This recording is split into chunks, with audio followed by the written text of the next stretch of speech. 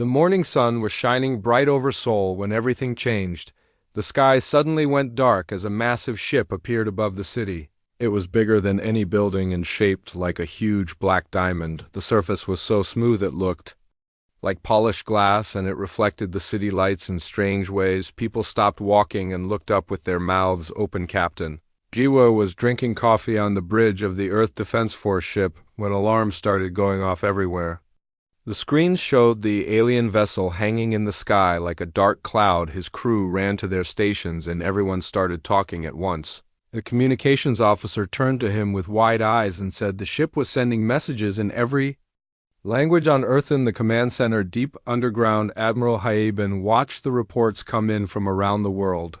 The alien ships were appearing over every major city at exactly the same time. London had one, Paris had one, Tokyo had one, New York had one. It was like they had planned this moment for years.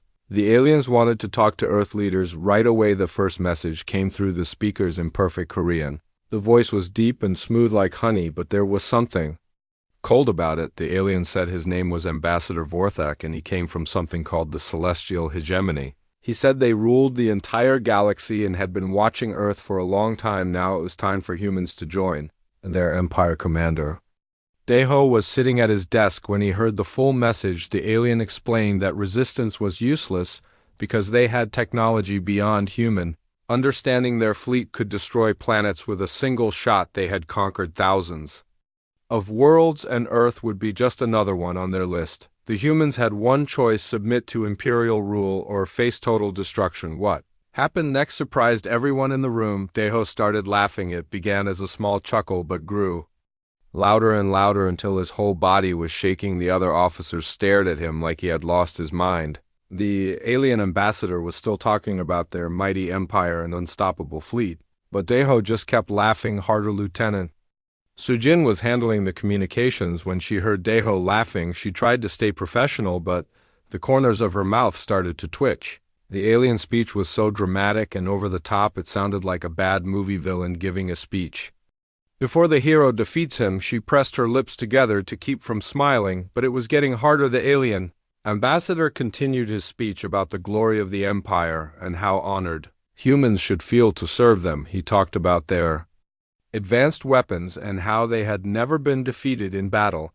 He said Earth was a primitive world that needed guidance from a superior civilization. The whole speech lasted almost 10 minutes. When the message finally ended, the command center was completely quiet except for Daeho, who was still chuckling softly. Admiral Haeben looked around the room at her officers. Some of them were trying not to smile, others looked confused. The alien had clearly expected them to be terrified, but instead they seemed almost amused. The alien ambassador appeared on the main screen. He was tall and thin, with pale blue skin and silver robes that seemed to move by themselves. His eyes were large and dark, and his face had sharp angles like it was carved from stone. He looked exactly like the aliens from every science fiction movie ever made. Ambassador Vorthak spoke again, asking if the humans understood what he had told them. His voice was getting colder and more demanding. He said the Celestial Hegemony had given Earth a great honor by offering them a place in the Empire. Most species had to be conquered by force, but humans were being given a chance to surrender peacefully. Colonel Taeyun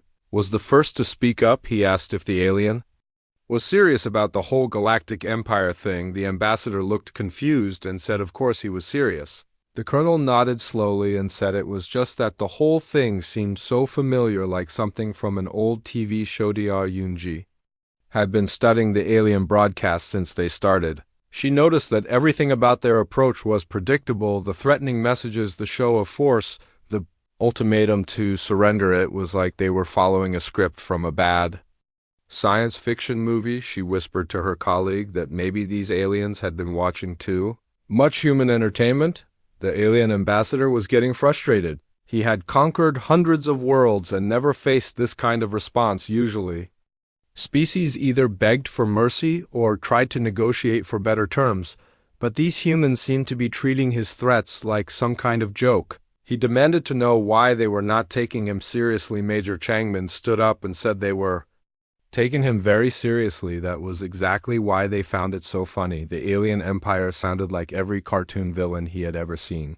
They had the same grandiose speeches, the same threats, the same assumption that bigger weapons meant they were better. The whole thing was so predictable it was actually boring. The ambassador's face was turning darker colors as he got more angry. He said humans clearly did not understand the power of the celestial hegemony. He would give them one more chance to show proper respect or face the consequences. The screen flickered and went black, leaving the humans alone in the command center. Admiral Hayabin looked around at her officers and asked what they thought. The general consensus was that the aliens seemed dangerous, but also surprisingly unoriginal. They had advanced technology, but their whole approach was like something from a children's story about space monsters. Commander Deho had finally stopped laughing, but he was still smiling.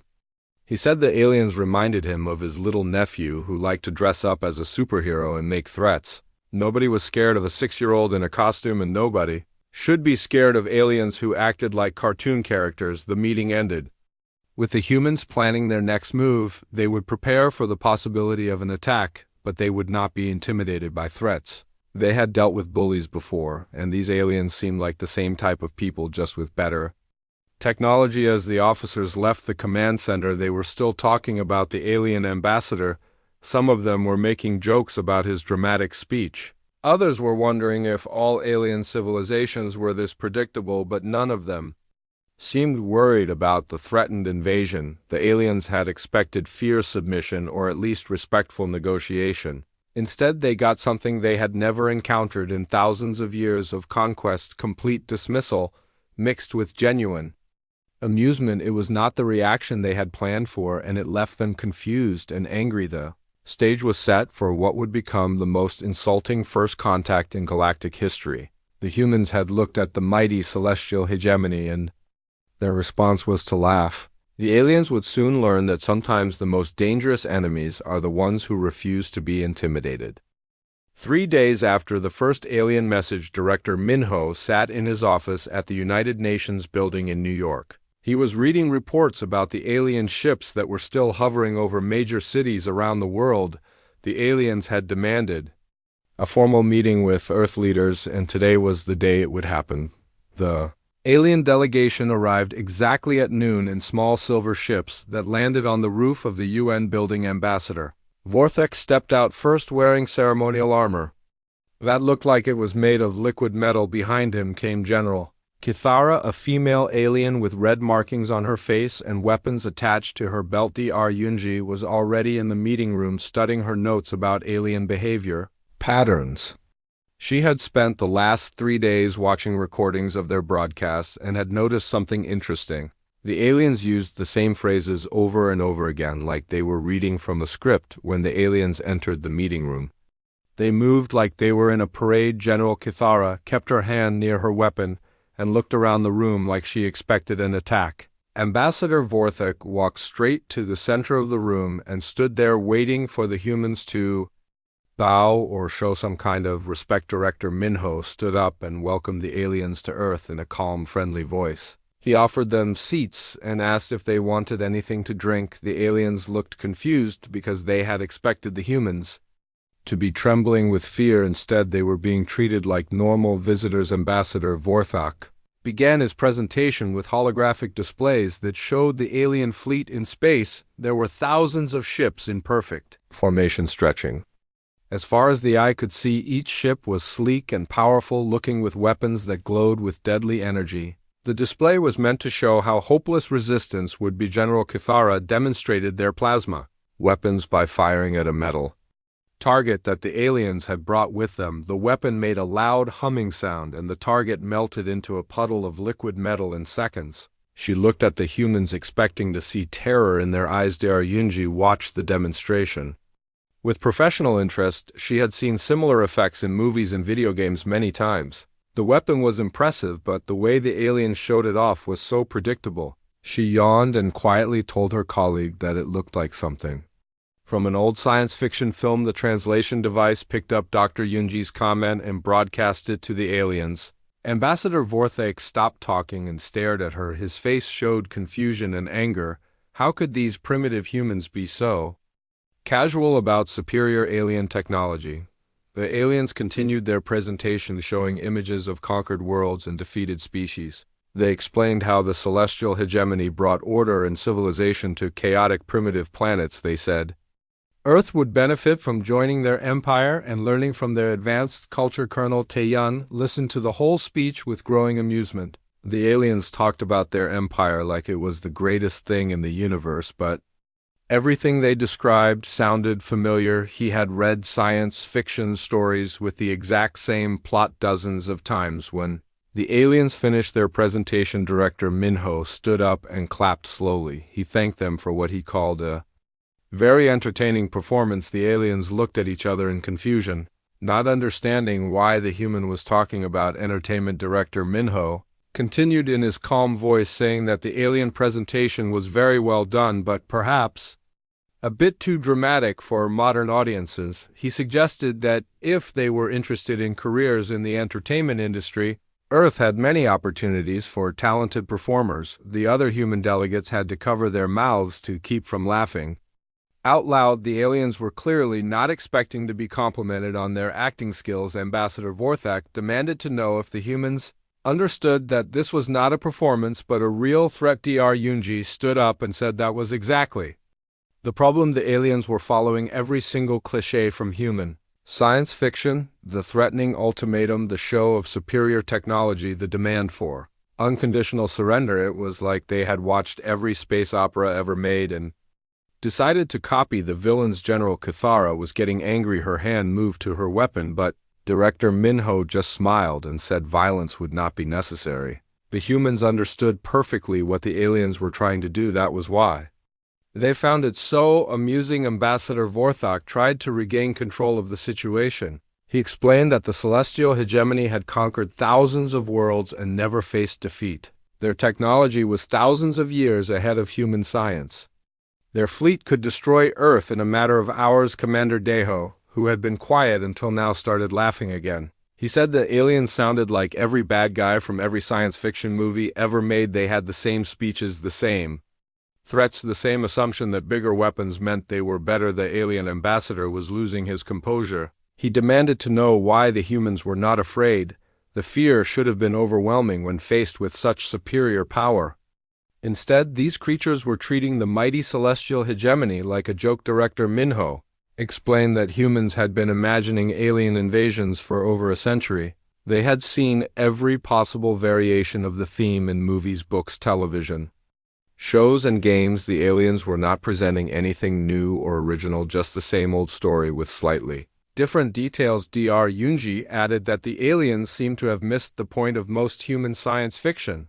In the stories, the threatening aliens usually lost because they underestimated human creativity and determination. The aliens were following the script perfectly, including the part where they were too arrogant to see their own weaknesses. General Cathara finally lost her temper and drew her weapon. She pointed it at the humans and demanded they show proper respect to their superiors. The weapon hummed with deadly energy and the air around it shimmered with heat. The human response was not what she expected. Instead of cowering in fear, they looked at her with something like pity. Colonel Taeyun shook his head and said that threatening people during diplomatic meetings was exactly the kind of thing that movie villains did. Director Minho calmly asked if the aliens had any original ideas or if they were going to keep following the same predictable pattern. He suggested that if they wanted to be taken seriously, they should try something that humans had not seen 1,000 times before. The meeting ended with the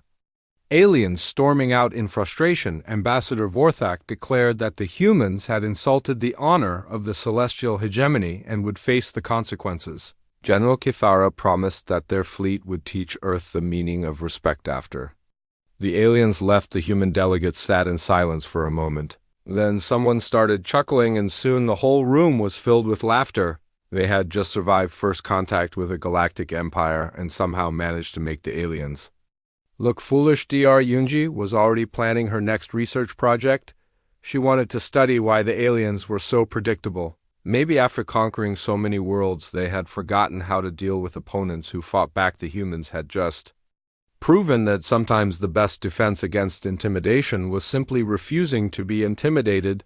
The diplomatic disaster was complete. The aliens had come expecting to terrify the humans into submission. Instead, they had been treated like amateur actors performing a tired old script. The insult would echo through the galaxy and change everything that followed. The alien fleet moved into attack position. Just 6 hours after the failed diplomatic meeting, General Kithara was furious about the humans treating her like a movie villain, and she wanted to show them what real power looked like. Her flagship was a massive vessel shaped like a spear with weapon ports glowing along its sides. Colonel Taeyun watched from the orbital defense platform as the alien ships arranged themselves in perfect formation around Earth. The enemy fleet was impressive, with over 200 vessels of various sizes all gleaming in the sunlight, but their formation was exactly what he expected from reading military textbooks. The aliens had positioned themselves according to standard Imperial doctrine, with heavy cruisers in the center and smaller ships forming protective screens. It was a formation designed to intimidate enemies who had never seen such organized firepower, but the humans had been studying alien tactics since the first message arrived. Captain Suyang was in her fighter preparing for launch when the alien attack began. Plasma beams lanced down from orbit, targeting military bases and defense installations. The beams were bright green and left glowing craters where they hit the alien. Weapons were definitely more powerful than anything humans had, but the humans were ready for this moment.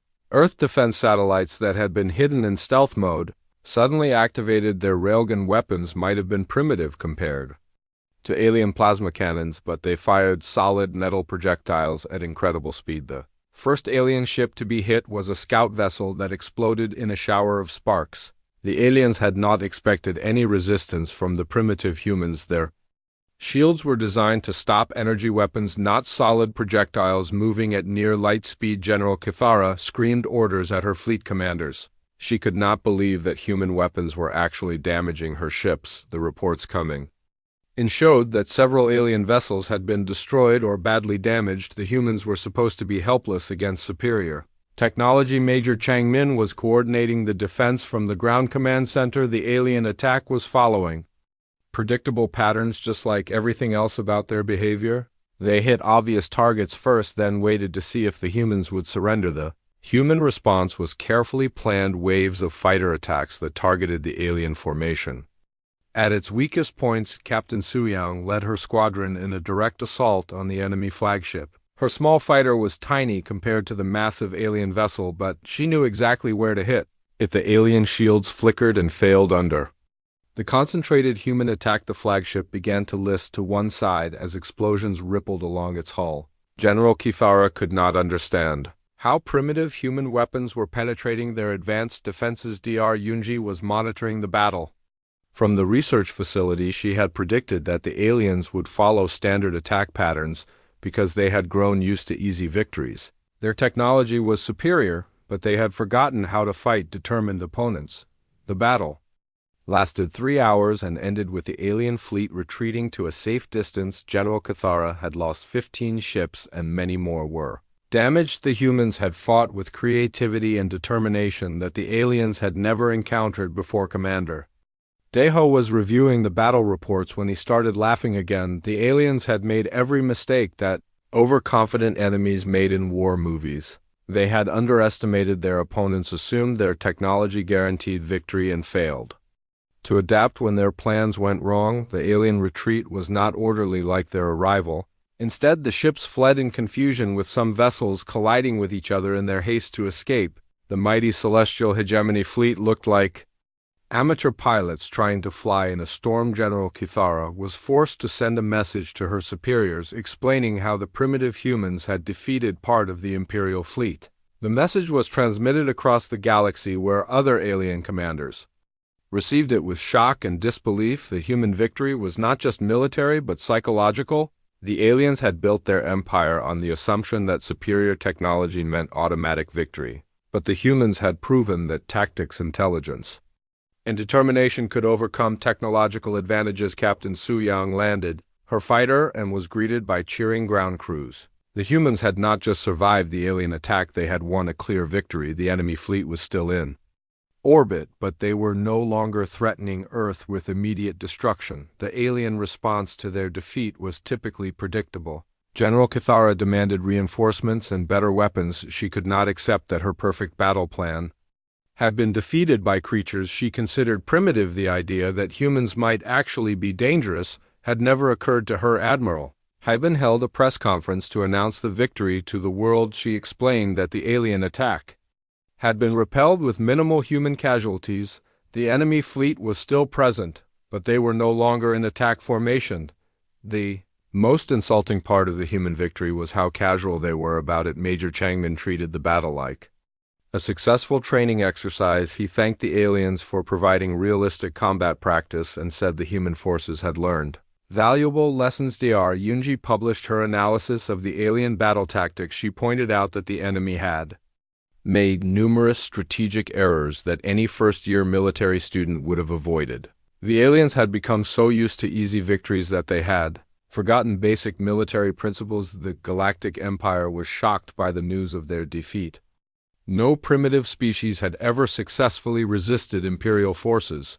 The humans had not just fought back, they had won decisively and then treated the victory like it was no big deal. General Kithara spent the rest of the day trying to understand what had gone wrong. Her ships were superior, her weapons were more powerful, and her training was better. But somehow the humans had made all of that irrelevant through clever tactics and stubborn refusal to be intimidated. The battle ended with the alien fleet regrouping at a safe distance while the humans returned to their normal activities.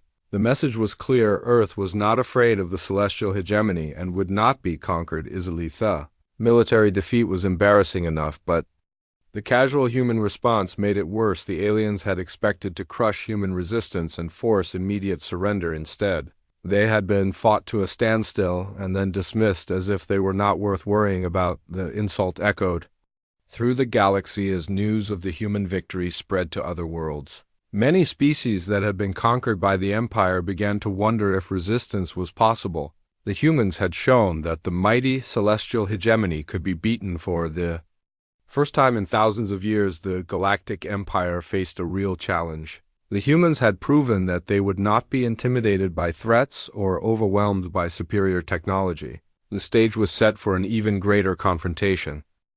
The human response to their military victory was even more insulting than anyone expected. Major Changmin stood at the podium in the press conference room, wearing a casual uniform and looking completely relaxed. Behind him were charts showing the alien fleet positions and human defense statistics. Major Changmin began by thanking the celestial hegemony for providing what he called an excellent training exercise for Earth Defense Forces. He said the alien attack had been moderately challenging and had helped human pilots practice their combat skills.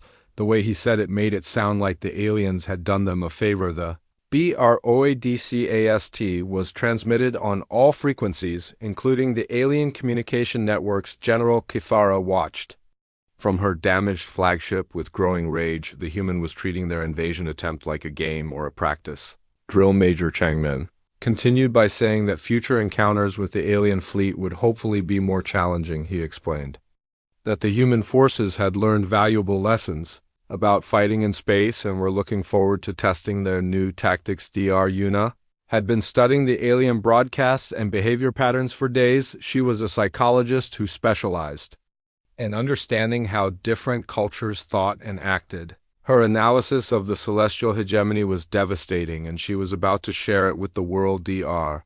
Yuna published her research paper on the galactic communication networks. Her findings showed that the alien empire displayed all the signs of a civilization that had become soft through easy conquests. They had forgotten how to fight determined opponents and relied on intimidation instead of skill. The paper explained that the aliens had grown dependent on their reputation for being unbeatable. When they encountered resistance, they became confused and angry instead of adapting their tactics. The Empire had conquered so many weak opponents that they had forgotten how to handle real challenges. The research spread through the galaxy faster than anyone expected.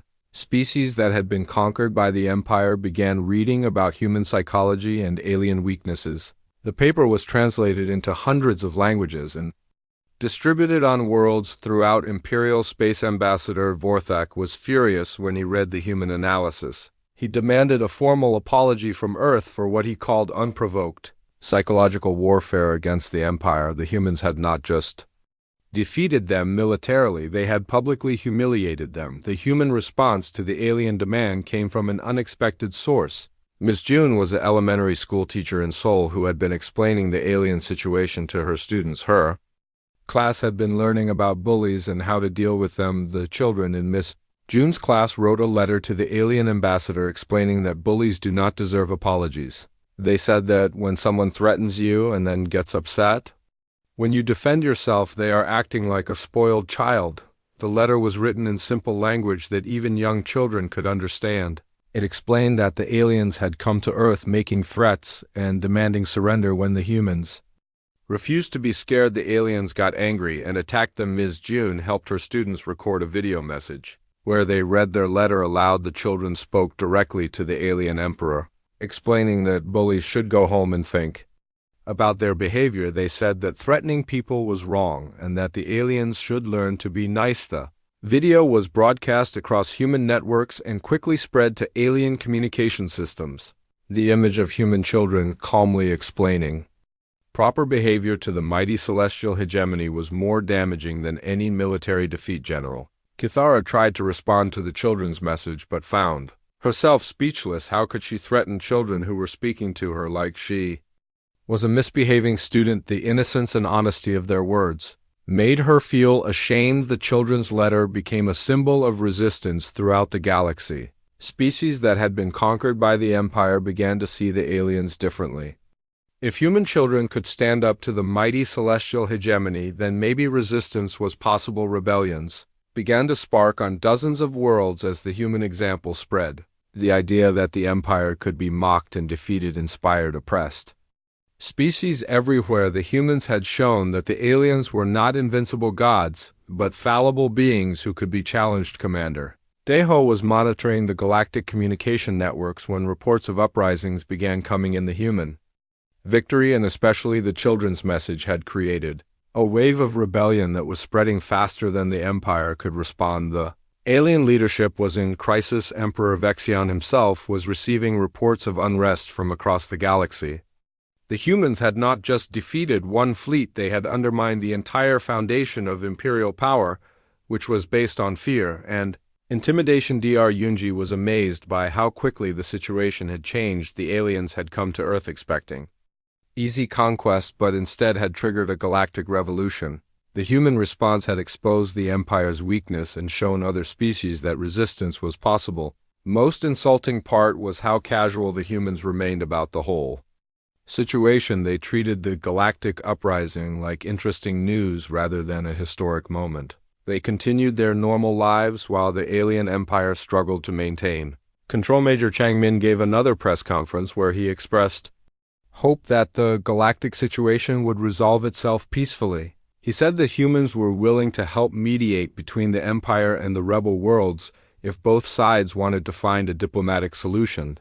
The offer to mediate was particularly insulting because it implied that the humans saw themselves as equals to the galactic empire. The aliens had come to conquer Earth, but now the humans were offering to help solve their problems. Ambassador Vorthak could not understand how the situation had gotten so out of control. The humans had turned what should have been a simple conquest into a galactic crisis. The Empire's reputation was in ruins, and rebellions were spreading everywhere. The children's message continued to spread and inspire resistance movements across the galaxy. The simple honesty of their words had cut through thousands of years of imperial propaganda and shown the aliens for what they really were. General Kithara received orders to prepare for a final massive assault on Earth. Emperor Vexion was bringing the entire imperial fleet to crush the human rebellion and restore order to the galaxy. The humans had insulted the Empire for the last time, but the damage was already done. The human example had shown the galaxy that the celestial hegemony could be defeated. The Empire's power had been based on the belief that resistance was impossible. The humans had proven that belief wrong. The insult that had started with laughter in a command center had grown into a galactic revolution. The aliens had come to Earth expecting to add another conquered world to their empire. Instead, they had lost control of the galaxy they had ruled for thousands of years. The humans remained characteristically calm about the crisis. they continued to treat the aliens like misguided children who needed guidance rather than terrifying conquerors. The casual dismissal was more devastating than any weapon. The stage was set for a final confrontation, but the humans had already won the most important battle. They had shown the galaxy that the mighty celestial hegemony was nothing more than a collection of bullies who had forgotten how to fight real opponents. Emperor Vexion stood on the bridge of his flagship, watching Earth grow larger on the main screen. He had ruled the galaxy for over 300 years and had never faced a crisis like this. The humans had not just defeated his forces, they had inspired rebellions throughout his empire. The Emperor's ship was called the Eternal Dominion, and it was the largest vessel ever built by the celestial hegemony. It was over 2 kilometers long with armor that could withstand the explosion of a star. The ship carried enough firepower to destroy entire solar systems behind. The flagship came the entire Imperial fleet. Every available warship had been called back from across the galaxy to deal with the human problem. There were over 10,000 vessels in the Armada, each one representing the pinnacle of alien military technology. Admiral Haeben watched the approaching fleet from the Earth Defense Command Center. The alien armada was so large it blocked out the stars the humans had prepared for this moment, but nobody had expected the aliens to bring their entire military force. Professor Wanchik had been studying alien psychology since the first contact. His analysis of Emperor Vexion showed a ruler who had never learned to accept defeat. The Emperor's decision to bring the entire fleet to Earth proved that he was more interested in saving face than winning strategically. The Emperor's personal message to Earth was broadcast on all frequencies. He demanded that the humans surrender immediately and accept punishment for their crimes against the Empire. He promised that resistance would result in the complete destruction of human civilization.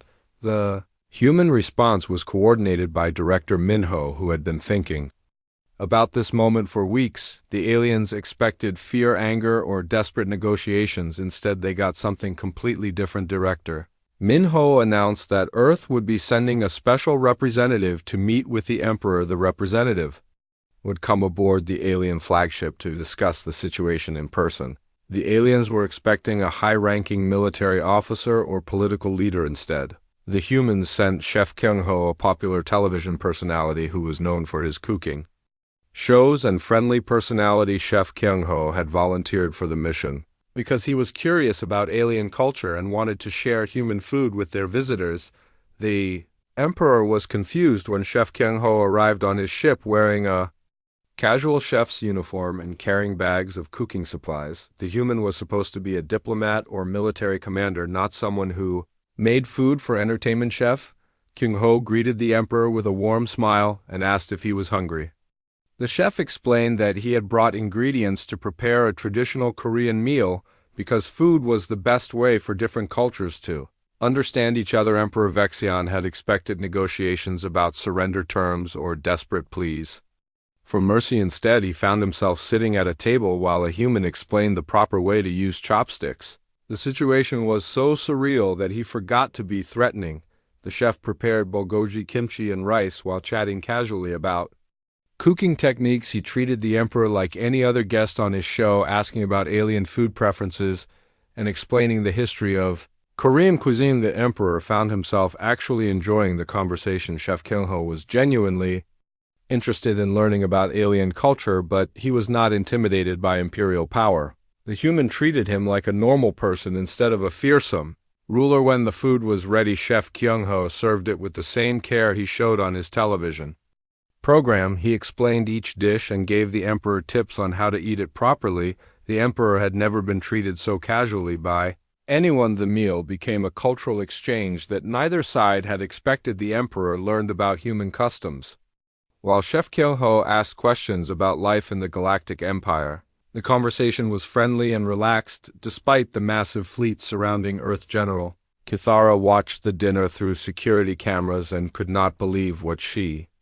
was seeing. The Emperor was learning to eat with chopsticks while laughing at the chef's stories about cooking disasters. It was not the intimidating display of power she had expected. The Emperor began to realize that the humans saw him as a person Rather than a symbol of imperial authority, Chef Kyung-ho criticized his table manners in a gentle way that reminded him of teachers from his childhood. Nobody had corrected his behavior in centuries, the image of the galaxy's most powerful ruler.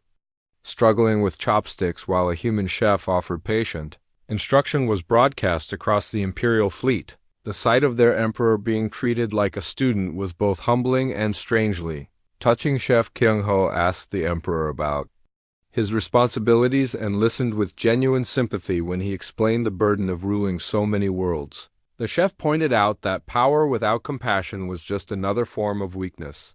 The conversation continued for hours as the emperor found himself opening up to the human chef. He talked about his loneliness and the pressure of maintaining an empire that had grown too large to manage effectively. Chef Kyung-ho shared stories about his own struggles with fame and the difficulty of staying true to himself while meeting other people's expectations. The emperor realized that humans faced many of the same challenges as galactic rulers. The meal ended with Chef Kyung-ho teaching the emperor how to properly clean his chopsticks and fold his napkin. The simple domestic rituals had a calming effect that the emperor had not experienced in years. When Chef Kyung-ho prepared to leave, he invited the emperor to visit Earth as a tourist rather than a conqueror. He said humans would be happy to show him their culture and learn about his. In return, the emperor sat alone after the chef left, thinking about their conversation. He had come to Earth expecting to demonstrate his power, but instead had learned something about himself.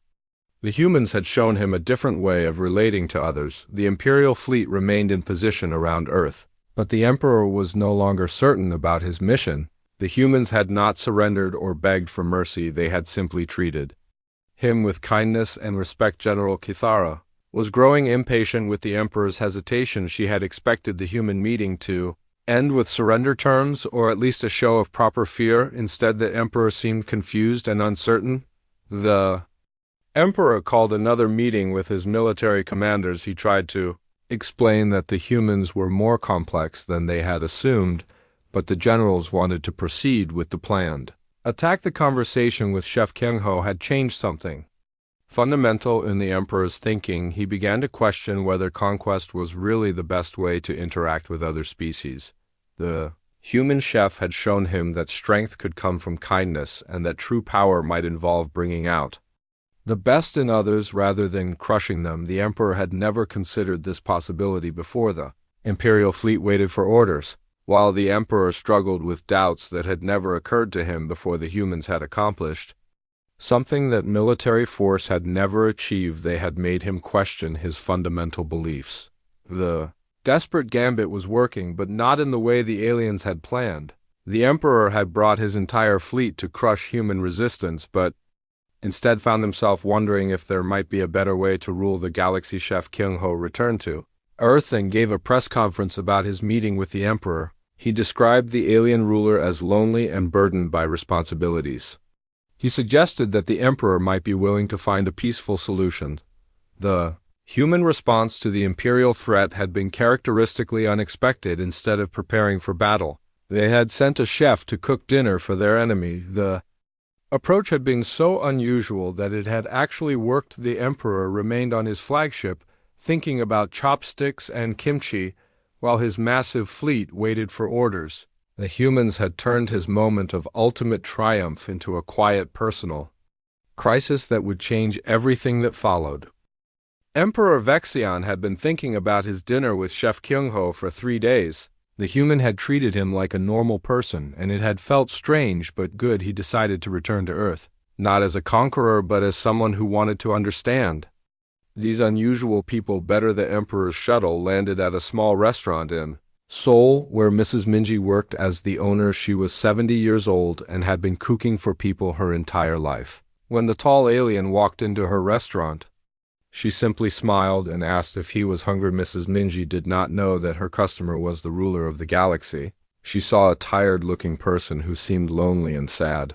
She seated him at a corner table and brought him tea without being asked.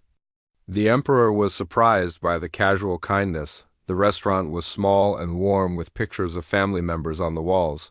The emperor had lived in palaces his entire life but had never experienced the simple comfort of a neighborhood restaurant. Mrs. Minji treated him like one of her regular customers. Other customers in the restaurant included office workers, students, and families eating together. The emperor watched them interact with genuine affection and realized that this was what he had been missing in his imperial court. Nobody in his palace laughed or argued or showed real emotions. Mrs. Minji brought him food without asking what he wanted. She said he looked like someone who needed her special soup. The emperor had never been fed by someone who was not afraid of him. It was a new experience that made him feel almost human. The emperor tried to explain who he was, but Mrs.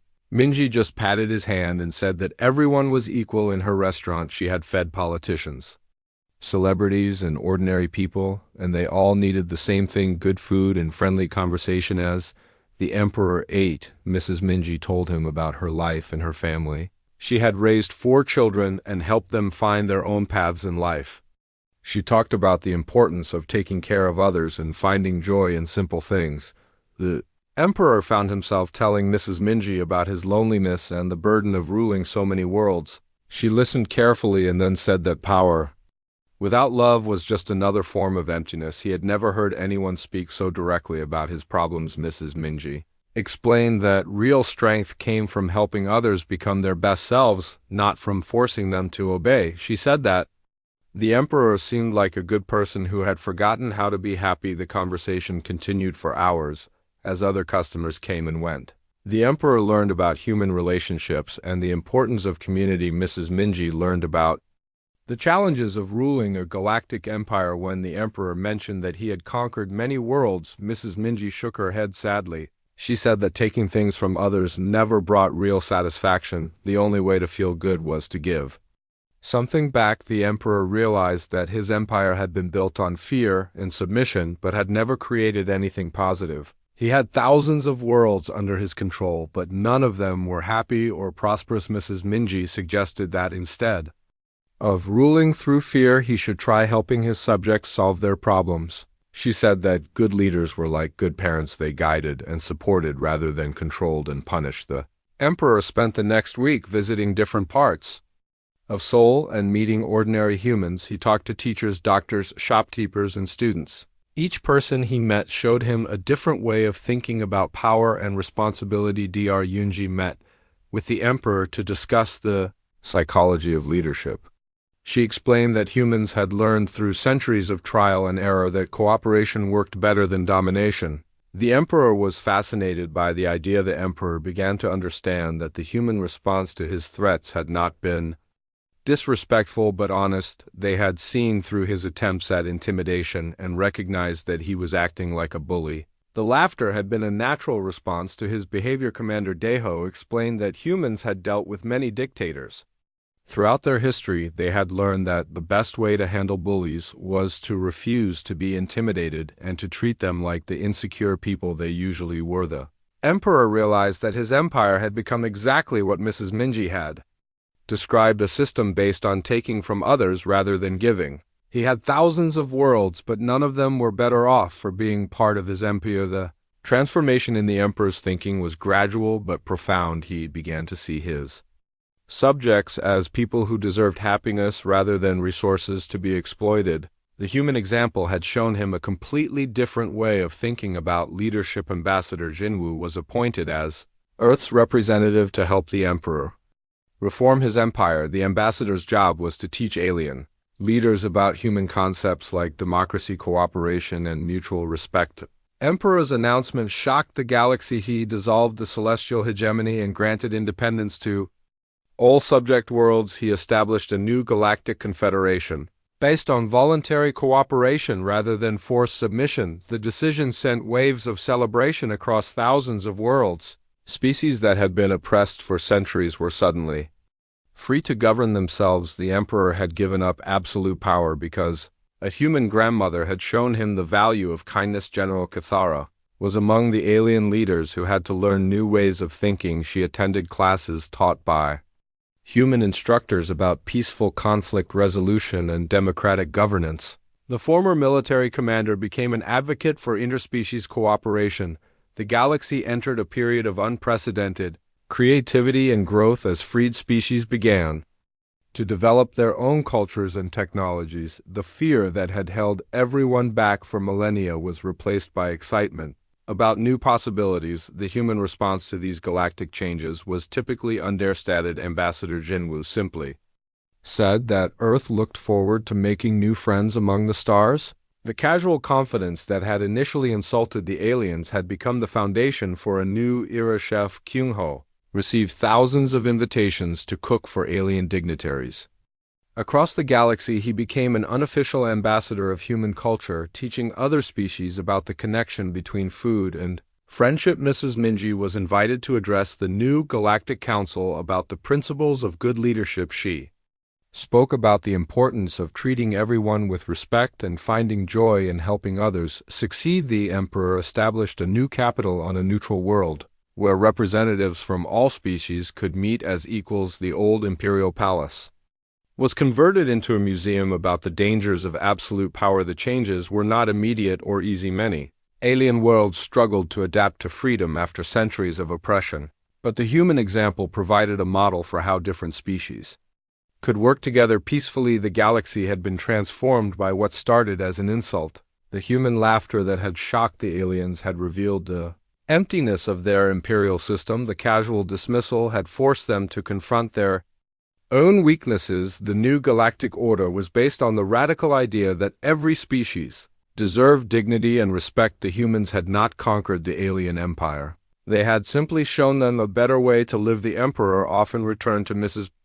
Minji's restaurant when he needed to remember the lessons he had learned. The simple warmth of human friendship had taught him more about leadership than centuries of imperial training. The insult that had echoed across the galaxy had become something beautiful. The human refusal to be intimidated had freed billions of beings from oppression.